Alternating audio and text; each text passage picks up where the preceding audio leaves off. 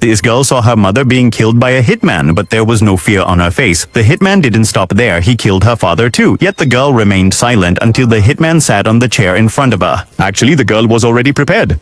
As soon as the hitman let his guard down a little, the girl pulled out a dagger hidden under the table and stabbed it straight into his palm. Then she immediately ran towards the bathroom and jumped out the window. She hid under a platform from which bullets did not even touch her. After this, she put a chip in her mouth. That is where the hitman wanted the chip. She jumped over a wall into a car.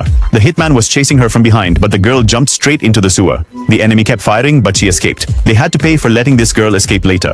This girl named Catilia had now reached Chicago, where her uncle lived. Upon arriving there, she cried her heart out for the first time. The next day at dinner, her uncle asked, "What do you want to be when you grow up?"